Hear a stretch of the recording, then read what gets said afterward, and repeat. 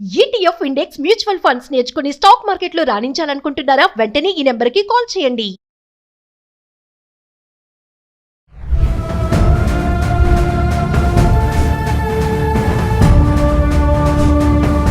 Hi hello నమస్తే, welcome back to Suman TV. ప్రస్తుతం మనతో పాటు ఉన్నారు ఫ్యామిలీ కౌన్సిలర్ రజనీ రమ గారు. నమస్తే మ్యామ్. నమస్తే నవీన. మ్యామ్, ఈ మధ్యకాలంలో ఈ సోషల్ మీడియా వినియోగం వచ్చేసాక మనుషుల ఆలోచన విధానం అనేది చాలా మారిపోతుంది. అంటే పెళ్లి తర్వాత వివాహేతర సంబంధాలు అనేవి బాగా పెరిగిపోతున్నాయి. ఫైనల్గా వస్తుంటే దాన్ని మళ్ళీ ఏంటంటే క్రిమినల్గా తయారవుతున్నారు. చూస్తున్నాం చాలా ఇన్సిడెంట్స్. అంటే భర్త భార్యను చంపడం, భార్య భర్తను చంపడం, అన్ని రిలేషన్షిప్, ఇల్లీగల్ రిలేషన్షిప్ వల్ల. రీసెంట్గా హర్యానాలో జరిగిన ఒక ఇన్సిడెంట్. అంటే ఇలాంటి ఘటనల నుంచి మనం ఏం తెలుసుకోవాలి అంటారు? ఇప్పుడు సోషల్ మీడియా అన్నారు కాబట్టి, ఇంతకుముందు మనకి ఎప్పుడైనా నెలకో 2 నెలలకో 3 నెలలకో ఒక సినిమా చూస్తే అది మళ్ళీ ఎప్పటికో చూసేవాళ్ళం.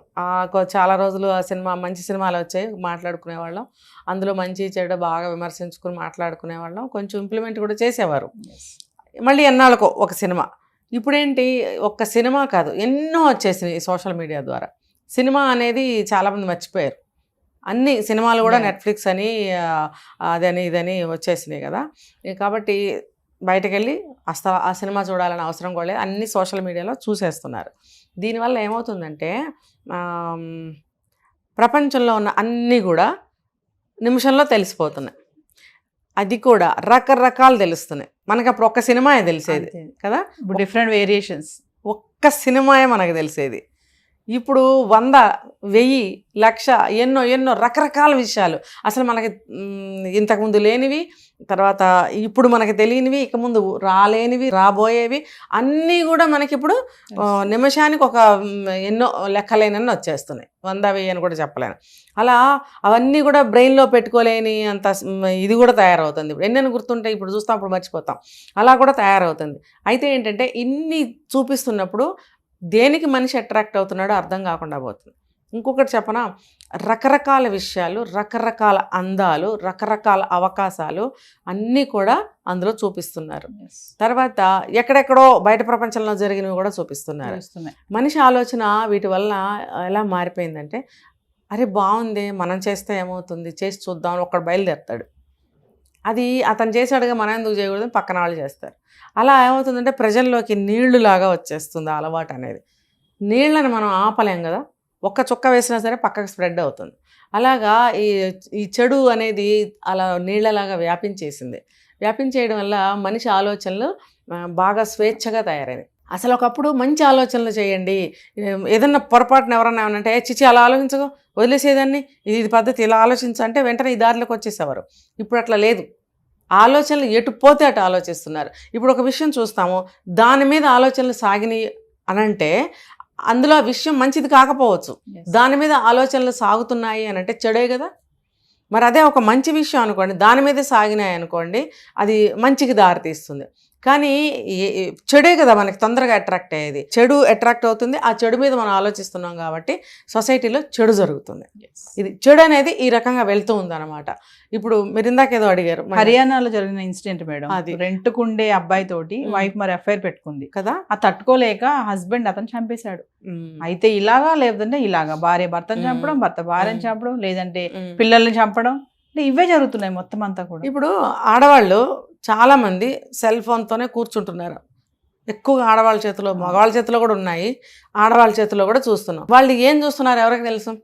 ఇప్పుడు అన్నీ చూస్తారు వాళ్ళు కూడా, వాళ్ళకి నచ్చుతున్నాయి. రీల్స్ చేస్తున్నారు కొంతమంది, రీల్స్ చేసేటప్పుడు వాళ్ళు బట్టలు ఎలా వేసుకుంటున్నారో కొంతమంది వాళ్ళకే తెలుసు, ఏం మాట్లాడుతున్నారో వాళ్ళకే తెలుసు, ఎలా మాట్లాడుతున్నారో కూడా వాళ్ళకే తెలుసు. కన్ను గీటి మాట్లాడటము, కనుబొమ్మలు ఎగరేసి మాట్లాడటము, పక్కన నవ్వడము, హస్కీ వాయిస్తో మాట్లాడటము. ఎందుకండి ఇవన్నీ? మీరు ఒక మంచి విషయం రీల్ చేయాలనుకున్నారు, మంచిగా మీ న్యాచురల్ వాయిస్తో మాట్లాడండి, అంటే టెంప్టింగ్ చేసి మాట్లాడుతున్నట్టుగా, రెచ్చగొట్టే విధంగా. దీనివల్ల ఏమవుతుందంటే ఆన్లైన్లో కావచ్చు, ఇన్స్టాలో కావచ్చు, పక్కింటోడు కావచ్చు దృష్టి పెడతాడు. అంటే ఇప్పుడు మీరు అడిగిన దానికి ఆమె రీల్స్ చేసిందా అంటే అలా నేను అనటం లేదు, ఇది ఒక కారణం అంటున్నాను. అలాగే వీళ్ళు కూడా ఇవన్నీ చూసి, ఇవన్నీ ఇష్టపడి అట్రాక్ట్ అయ్యి ఆ చేష్టలు చేస్తారు. చేసినప్పుడు పక్కింటి వాడవచ్చు, ఎదురింటి వాడవచ్చు, ఆఫీస్లో వాడవచ్చు, అట్రాక్ట్ అవ్వడా, ఒక రాయేసి చూద్దామని వేస్తాడు. ఈవిడికి కావాల్సిందే కదా, వెంటనే లొంగుతుంది అనమాట. ఇది ఒక మంచి కుటుంబంలో ఒక మంచి అబ్బాయి అయినప్పుడు భార్యను ఎట్లా ఒప్పుకుంటాడు ఇలాంటి విషయాలు? ఒప్పుకోలేడు. ఇంకోటి ఏంటంటే మనం అనుకుంటున్నాం ఈ మధ్య సాధారణ ఒక విషయం, ఇష్టం లేకపోతే పంపించేయండి, ఇష్టం లేకపోతే వెళ్ళిపోండి అని అంటున్నాం. కానీ ఇంకొక యాంగిల్లో కూడా మనం చూడాలి. ఏంటనంటే ఆ భార్య అవనివ్వండి, భర్త అవనివ్వండి, అలా చేస్తే రెండో వాళ్ళకి మనసు అసూయతో, కోపంతో, అవమానంతో రగిలిపోతుంది. ఎందుకు అనంటే నన్ను మోసం చేస్తావా, నన్ను నమ్మించి ఇన్ని రోజులు మోసం చేస్తావా, అంటే అతను మంచివాడైతే అప్పుడు ఇంకెవరన్నా కానివ్వండి, అనవసరం ఇంకా అక్కడ అది మంచివాడు అవనివ్వండి, ఇంకోటి అవనివ్వండి, నాతో ఇన్ని రోజులు ఉండి నువ్వు ఇప్పుడు వెళ్ళిపోతావా, నేనేం లోటు చేశాను, నా దగ్గర ఏం తక్కువైంది అనే రకరకాల క్వశ్చన్స్ వచ్చేస్తాయి. దానివల్ల బాయిల్ అవుతుంది, బాగా ఫ్రస్ట్రేట్ అవుతారు, అందులో నుంచి అసూయ వస్తుంది, మరి కోపం బాగా వస్తుంది. ఇంకొకటి అవమానం తట్టుకోలేరు. మెయిన్ అవమానం. నలుగురిలో భార్య వెళ్ళిపోయింది లేకపోతే భర్త వెళ్ళిపోయాడంటే బాగా అవమానం జరుగుతుంది. ఇది ఈ కారణాల వల్ల, ఇందాక నేను చెప్పిన కారణాల వల్ల. కాబట్టి ఆ బాధతోటి, ఆ అవమానంతో చంపడానికి ప్రయత్నిస్తున్నారు. అంత బాధలో, అంత అవమానంలో వెళ్ళమ్మా నువ్వు అతనితోనే వెళ్ళిపో అని కంట్రోల్ చేసుకుని చెప్పగలిగితే పర్వాలేదు. కానీ దాన్ని ఎవరు కంట్రోల్ చేసుకోలేకపోతున్నారు, ఎవరు కూడా దాన్ని జయించలేకపోతున్నారు. ఆ అవమాన భారాన్ని కానీ, ఆ కోపాన్ని కానీ, ఆ అసూయ ద్వేషాలని కానీ జయించలేకపోతున్నారు ఎవరు కూడా. అందుకని ఇలా హత్యలు చేయడం, ఆత్మహత్యలు చేసుకోవడం జరుగుతుంది. ఇది అవమానం, మెయిన్ అవమానం. వెళ్ళిపో అని తేలిగ్గా అంటే హాయిగానే బతకచ్చు అవతలకి వెళ్ళి. నాకు జరిగిన నష్టం ఎలా భర్తీ అవుతుంది? ఏ వయసు అన్నా కానివ్వండి. ఇప్పుడు నేను ఇందాక మాట్లాడుకున్నాం, 3 పిల్లల తండ్రి. ఆ వయసులో అతను మళ్ళీ పెళ్లి చేసుకుంటాడా? 3వ పెళ్ళి చేసుకుంటే మాత్రం ఆ వచ్చిన ఆవిడ ఎలా ఉంటుంది? పిల్లలు లేరు, మళ్ళీ పిల్లలకి అనే పరిస్థితి కాదు. మరి అతను లోపల ఎటువంటి ఫీలింగ్స్ ఉంటాయి అతనికి? ప్రతీకారం కోరుకుంటుంది. మరి అతను కూడా ఆ భార్యను వదలొద్దు, అతన్ని కూడా వదలొద్దు అని చెప్పాడు కదా స్టేట్మెంట్లో. అందుకని చెప్పి అవమానం ప్రతీకారాన్ని కోరుకుంటుంది. కానీ అవమానం ఎప్పుడు కూడా త్యాగాన్ని కోరుకోదు. అవమానపడినప్పుడు వెళ్ళమ్మా నువ్వు చక్కగా వెళ్ళిపో, బాధలు పెట్టుకో, నన్ను చంపకు అని అనడు. ప్రతీకారమే కోరుకుంటుంది. కాబట్టి ప్రతీకారం కోరుకున్నప్పుడు ఏమవుతుందంటే మనం కూడా శిక్ష అనుభవించాల్సి వస్తుంది. జైల్లో పడటమో, ఉరిశిక్ష, ఇంకోటో జీవితానికి పనికిరాని జీవితాన్ని మనం చేసేసుకుంటాం. కాబట్టి ఎంత అవమానం ఉన్నా సరే వెళ్ళిపోయిన విషయం వెళ్ళిపోయింది, అందరికీ తెలిసిపోయింది, ఎటు నీ జీవితం పోయింది. నువ్వు అవమానం పడ్డాను నీ తప్పు లేనప్పుడు నువ్వు అవమానం పడ్డానని ఎందుకు అనుకుంటావు?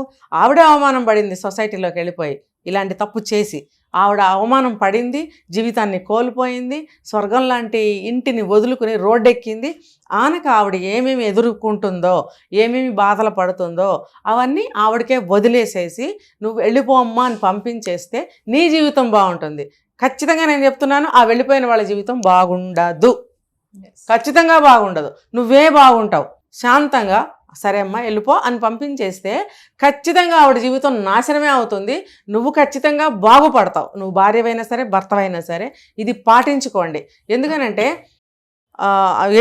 ఆవిడ్ని చంపేస్తావు, చచ్చిపోతుంది, తర్వాత నువ్వు కూడా చచ్చినట్టే బతకాలి. అటువంటి జీవితం ఎందుకు?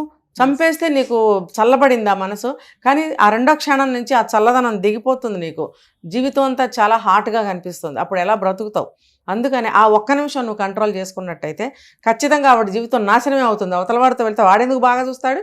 ఇప్పుడు వయసు ఉన్నంత వరకు, ఇప్పుడు దగ్గర నగలు ఉన్నంత వరకు, డబ్బు ఉన్నంత వరకు వాడుకుంటాడు, తర్వాత ఇప్పుడే వస్తానని చెప్పి పారిపోతాడు. ఆవిడ జీవితం ఖచ్చితంగా నాశనం అవుతుంది. అలా వెళ్ళిన మగవాడు కూడా ఎవడ బాగుపడిన వాళ్ళు ఎవరు లేరు. కాబట్టి యువతలో ఉన్నది భర్త అయినా భార్య అయినా ఆ రకంగా ఆలోచించండి. ఆ ఒక్క నిమిషం మీరు భరించినట్టయితే కనుక మీరు మళ్ళీ మీ జీవితాన్ని ప్రారంభించవచ్చు. మీ జీవితం మీకే ఉంటుంది. ఆ అవమానం మీది కాదు, వాళ్ళదే. ఇది తెలుసుకోండి. Thank you.